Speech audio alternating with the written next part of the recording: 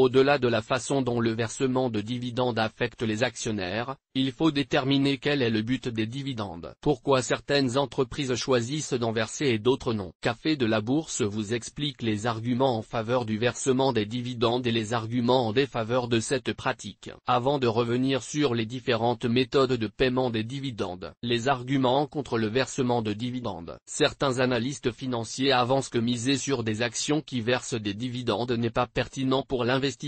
Car si une personne a pour objectif de se créer des rentrées d'argent stables, il serait plus judicieux d'investir dans les obligations, qui procurent un taux d'intérêt fixe. En effet, les dividendes versés sont fixés par l'entreprise et ceux-ci varient, à la hausse comme à la baisse, d'une année sur l'autre. Une société peut même choisir de ne verser aucun dividende pour différentes raisons. A contrario, quelqu'un qui investit dans des obligations n'a pas besoin de suivre la politique de versement de dividendes de la société, puisque le taux reste inchangé. De plus, lorsqu'une société choisit de payer des dividendes à ses actionnaires, elle le fait en puisant dans son excédent de trésorerie. Or, si elle choisissait de réinvestir cet excédent dans de nouveaux projets ou en croissance externe, par exemple, cela créerait de la valeur long terme pour les actionnaires. Enfin, lorsqu'une société détache les coupons, son coût est soustrait à l'action, détruisant par là même une partie de la valeur des titres détenus. Si une entreprise cote 15 € et que le dividende versé est de 1,5 €, alors le jour du détachement, l'action perdra 1,5 € et cotera 13,5 €. Les arguments en faveur du versement de dividendes. D'un autre côté, le versement de dividendes traduit de la bonne santé économique et financière de la société et placer son argent dans des entreprises versant des dividendes est un bon moyen de se procurer un revenu fixe. Ainsi, le fait qu'une firme qui a toujours versé d'importants dividendes à ses actionnaires décide de réduire ou même supprimer son dividende va influer sur son cours de bourse car cela soulèvera des questions sur sa santé financière et ses capacités à générer de la trésorerie. Inversement, une société qui se met à verser des dividendes sera perçue plus favorablement. C'est d'ailleurs notamment pour cela que les aristocrates du dividende sont particulièrement recherchés. Il s'agit en effet des sociétés qui servent à leurs actionnaires des dividendes tous les ans en obéissant à une logique de hausse annuelle et constante depuis au moins 25 ans. La politique de dividendes résiduels pour assurer son bon fonctionnement et son développement. Une société a besoin d'argent. Cet argent peut provenir soit des fonds propres via une levée de capitaux, soit par endettement. Afin de suivre leur santé financière, les entreprises surveillent le ratio entre leurs fonds propres et leurs dettes. C'est ce ratio qui va déterminer le montant, s'il y en a, des dividendes à verser. Cela signifie que le dividende ne sera détaché que s'il reste assez d'argent après avoir financé les dépenses d'exploitation et de croissance. Exemple, la société XYZ gagne 10 000 €. Dans son fonctionnement, elle maintient toujours son ratio fonds propres dette inférieur ou égal à 0,5. Maintenant, imaginons qu'XYZ ait prévu un budget de 9 000 € pour un projet de développement. Si elle veut garder son ratio fonds propres dette à 0,5, elle devra donc financer un tiers par la dette 3 000 €,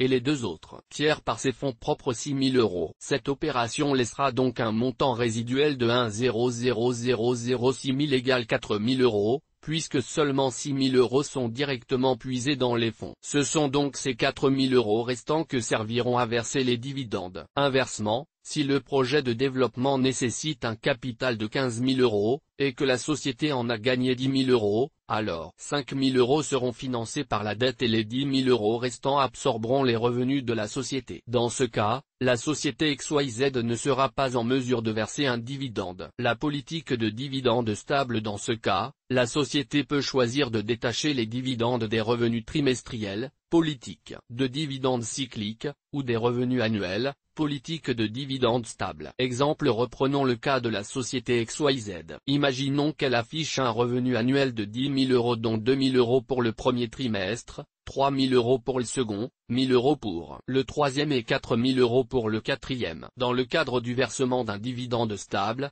fixé à 10% des revenus annuels, 10 000 fois 10% égale 1000, un actionnaire touchera donc 250 € tous les trimestres, 1000 quarts. Par contre, dans le cadre d'une politique de dividende cyclique, l'actionnaire touchera 200 € le premier trimestre, 2000 fois 10%, 300 € le second trimestre, 3000 fois 10%, 100 € pour le troisième et 400 € pour le dernier. Cette politique vise à assurer un revenu régulier aux actionnaires et conserver leur confiance et leur fidélité. Dividende, l'approche hybride. La dernière approche est une combinaison entre les deux précédentes. C'est aussi la plus utilisée actuellement. Les compagnies qui utilisent cette méthode gèrent leur ratio fonds propres dette plutôt sur le long terme et subissent des fluctuations cycliques de leurs revenus. Elles versent donc un dividende fixe, représentant une petite part de leurs revenus et versent des dividendes exceptionnels quand les revenus dépassent un certain seuil. Les informations de Café de la Bourse, comme et de ses publications sont données à titre pédagogique. Elles ne constituent en aucun cas des recommandations d'investissement. Le lecteur se doit d'étudier les risques avant d'effectuer toute transaction. Il est seul responsable de ses décisions d'investissement.